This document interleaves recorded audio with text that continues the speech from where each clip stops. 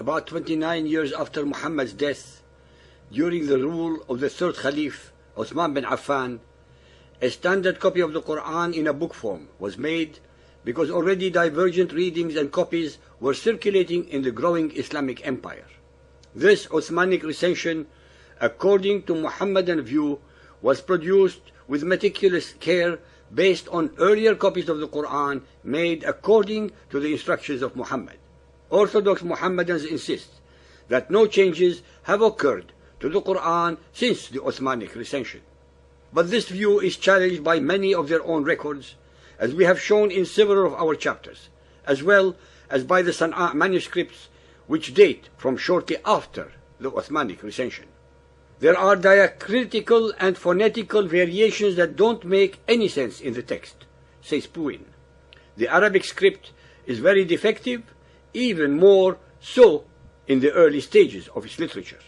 Like other early Arabic literature, the Sana'a Qur'an was written without any diacritical marks, vowel symbols, or any guide to how it should be read.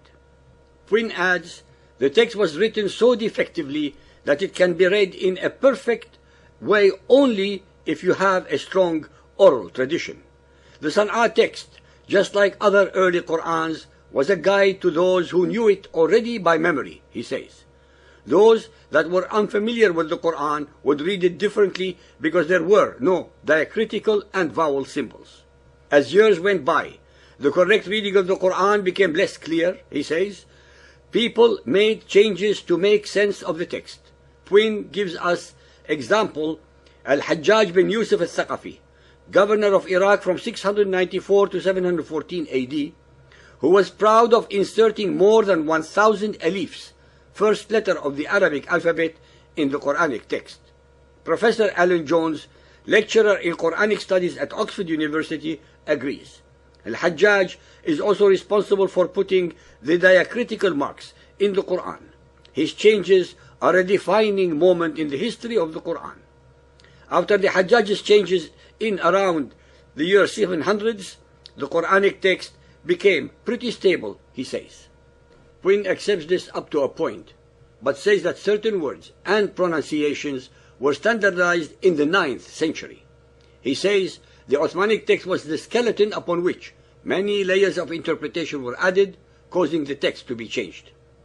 This is of course blasphemy to Orthodox Muhammadans and is not entirely accepted by some other academics.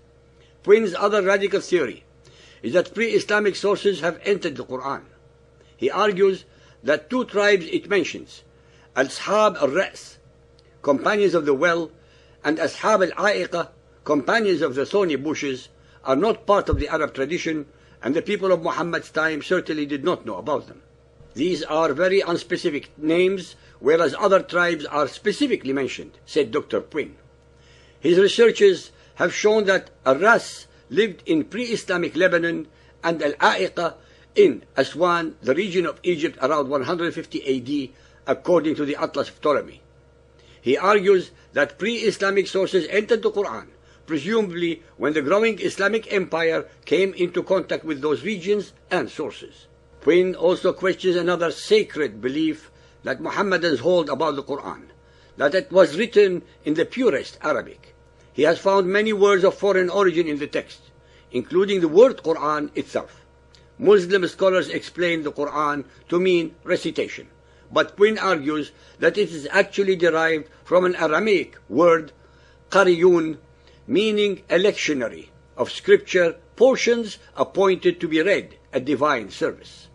He says the Quran contains most of the biblical stories, but in a shorter and altered form, and is like a summary of the Bible to be read in service. Orthodox Muhammadans have always held, although without a single thread of evidence, that the Quran is a scripture in its own right, and never a shortened version of the Bible, even if both texts contain the same prophetic tradition. Muhammadans, for obvious religious reasons, are always accusing any and all those who question anything about the Quran as being anti-Islam.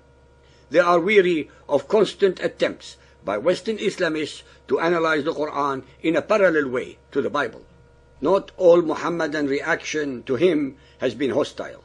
Salim Abdullah, director of the German Islamic Archives, affiliated to the powerful Pan-Islamic Muslim World League, has given him a positive response. He asked me if I could give him the permission to publish one of my articles on the Sana'a manuscripts, said Puin. Warned of the possible controversy it would raise, Salim replied, "I am longing for this kind of discussion on this topic. Any questioning of the authenticity of the Quranic text as the word of Allah can expect a hostile reaction. A death sentence was issued against Salman Rushdie for hinting in satanic verses that the Qur'an includes verses from other sources, chiefly Satan.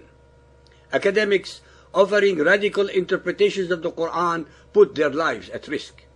In 1990, Dr. Nasser Abu Zaid, formerly a lecturer in Quranic studies at Cairo University, provoked a national outcry in Egypt over his book, The Concept of the Text.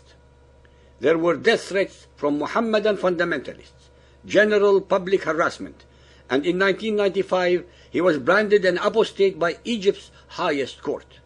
The court forced him to divorce his wife because under Sharia law, marriage between an apostate and a Muhammadan is forbidden. Zaid's proposal was arguably less radical than Puin's. Zaid's book only argued that the Qur'an is a literary text and the only way to understand, explain and analyze it is through a literary approach. A Muhammadan himself, Zaid remained in Egypt for a time to refute the apostasy charges, but fled with his wife to Holland in the face of increasing death threats. Puin believes that he will not receive the same reaction because unlike Zaid or Rushdie, he does not have a Muhammadan name. His claim that the Qur'an has changed since its supposed standardization and that pre-Islamic texts have crept in would nonetheless be regarded as highly blasphemous by Muhammadans. He has not yet written a book on these radical findings, but says it is a goal to achieve in the near future. Dr. Tarif Khalidi, lecturer in Islamic studies at Cambridge University, warns that the book may generate a controversy similar to the satanic verses. Dr. Puin's views are taken up and trumpeted in the media, and if you don't have many Muslims being rational about it, then all hell may break loose. Khalidi fears Muhammadans will not accept Puin's work on the Sana'a manuscripts as having been done with academic objectivity, but see it as a deliberate attack on the integrity of the Quranic text. Ladies and gentlemen, I, for one, am sick and tired of hearing about Muslim anger whenever some scholar questions anything about the Qur'an. As I have mentioned before, the fundamentalist followers of Muhammad exhibit an obscene degree of hypocrisy and mendacity, since they never cease or shrink from attacking and insulting the beliefs of the Christians, Buddhists, Hindus, Jews, Sikhs, Baha'is, atheists, etc. They do so incessantly in all forms of news media and their school curriculums without fear of retaliation. Ladies and gentlemen, the Muhammadans are angry out of an inordinate degree of fear.